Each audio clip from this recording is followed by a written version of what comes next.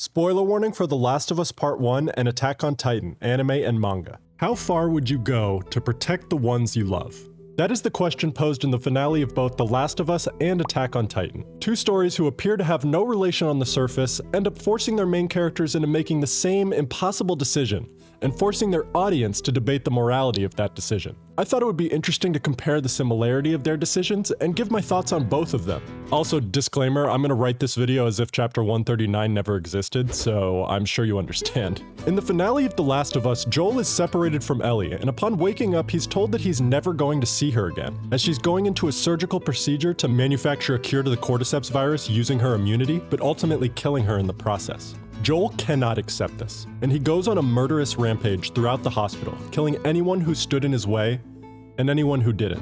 When he arrives at the operating room, he kills the brain surgeon at the first sign of resistance, before picking Ellie up from the operating table and walking to the garage. In the garage, Marlene pleads with Joel to reconsider, even going as far as to put her own gun away.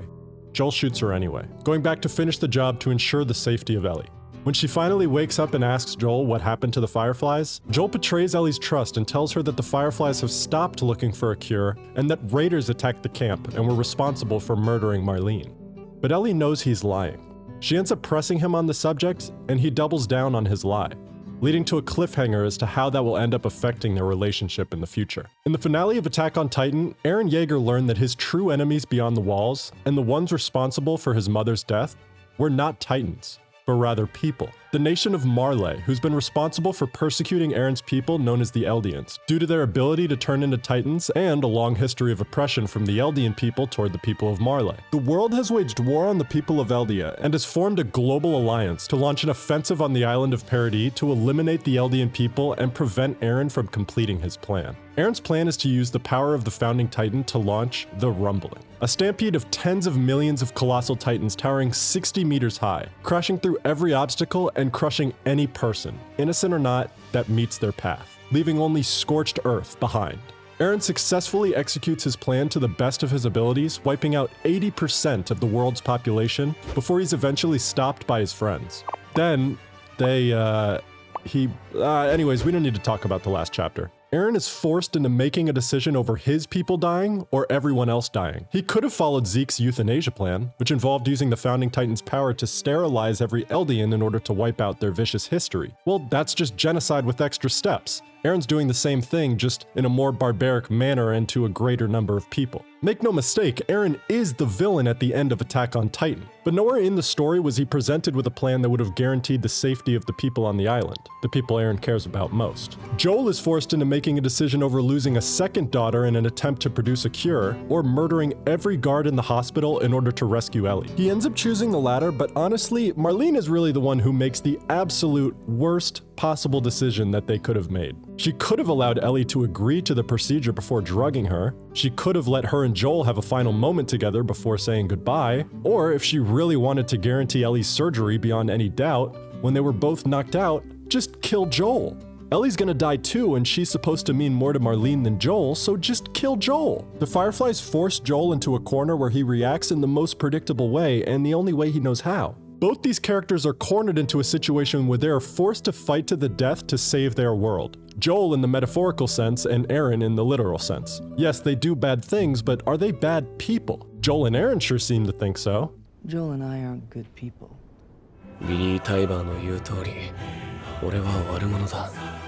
There's lots of people who liken these characters and their arcs to a character like Walter White, who was given many explanations for his actions during the course of the story, but at the end ultimately admits that his prime motivation was for his own self-fulfillment, that he enjoyed how powerful and important he felt, that deep down, this was his true nature. And by not taking the healthcare from Gretchen and Elliot, as well as hiding behind his ego and the idea that he was doing this for his family, he ultimately ends up destroying his family in the process. Is this similar to Joel and Eren's situations? Well, Joel can be said to have acted out of completely selfish actions. Not only does he not have the world's best interest in mind by preventing the research needed to develop a cure, he doesn't even have Ellie's best interest in mind because he ends up lying to her in the end. The relationship that they've built over the course of the story and what Ellie means to Joel is more important to Joel than Ellie's own autonomy. Everything Joel chose to do was out of his best interest, but was he given an alternative? I would argue that while Marlene didn't give Ellie the choice, Joel still should have known that it would be something Ellie would want. In fact, Joel gave himself an out at the end, and it was Ellie who refused to turn back and keep going. He lied to Ellie because he knew what her reaction to his choice would have been.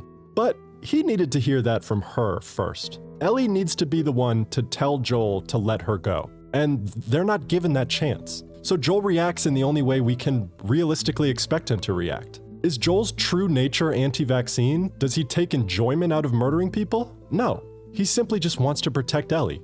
Did Joel do a bad thing? Yes. Could Joel be seen as the villain of the story? Yes. Do I think that Joel is a bad person? No. Well, maybe. I mean, I don't know, dude. You didn't have to lie to Ellie like that. But everything that happens prior to the scene in the car, no, I don't think that makes Joel a bad person. Aaron is a little bit different. It is his true nature to kill, murder, and smash those who are responsible for killing his mother and infringing on his freedoms. I mean, how many times does he talk about killing every single one of his enemies? So some are quick to infer from this that Aaron must have done the rumbling because he wants to kill people, which is not true. He just wants his people to be free from the oppression of the Walls, the Titans, and Marley, and will take any steps necessary to guarantee that freedom. Aaron was also given alternative paths he could have taken, such as the 50-year plan, a plan that sees Aaron launching a small-scale rumbling to give Eldia time to catch up to the technologies of the rest of the world as to defer any future attacks. This solves nothing. Marley still hates you and they still want the eradication of Eldia. The 50-year plan doesn't do anything to end the cycle of hatred. It just postpones it until Marley can get their shit together again. Aaron also could have taken the euthanization plan, which would prevent every Eldian from having kids, which again is the same as the rumbling, just less violent and to a lesser number of people. Unlike Joel, Aaron's choice is literally a matter of life and death. The entire world wants him and all of his people dead. Should he just accept that Eldia needs to atone for the sins of the king thousands of years ago? No, Aaron has the right to use necessary force to preserve his life. Did Aaron do a bad thing? Genocide, bad. Could Aaron be seen as a villain? Yes, of course. That's like the whole point of season 4. Do I think Aaron is a bad person? No. Joel and Aaron are two characters forced into making questionable choices and taking despicable action. The reason why these characters work so well is because of how the writers carefully and meticulously set up the characters' motivation throughout the story. So when the time comes to make the decision, not only does the audience know exactly what course of action our characters will take, many end up celebrating it once it happens. Even if that means celebrating millions of innocent people being murdered. Aaron, if you think killing these morons will put an end to all of this, you are sorely mistaken. But then who's the enemy? The enemy? Right there. Whole lot of sticks in the house, it's a gun show. We just gonna wet like a motherfucking pump, so I don't think none of y'all niggas won't come. So this shit, I'm gon' blow. Whole lot of shot when it come out the break. Chop a nigga up, then put him in the lake. Shicey young nigga, they call me a snake. Fuck all that, just shoot him in the face. Or celebrating a man destroying all hope humanity has to be saved from the virus.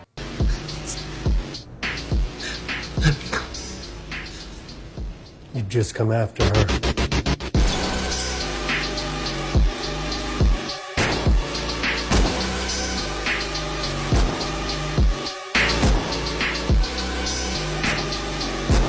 Attack on Titan and The Last of Us are two of the greatest stories ever told. Get the f out of here, 139. As I was saying, two of the greatest stories ever told, because they forced the audience to decide on the morality of the protagonist. But I will say this, the most righteous decision, and the choice that provided the absolute common good, was of course subscribing to Tough Specialist. It's fast, it's free, and guess what? You know as well as I do that since you watched this video, that my other videos are just gonna end up in your recommended anyway, so you may as well just click the button. And check out my Attack on Titan video posted last week about the final episode, or check out my playlist of other video essays I've done.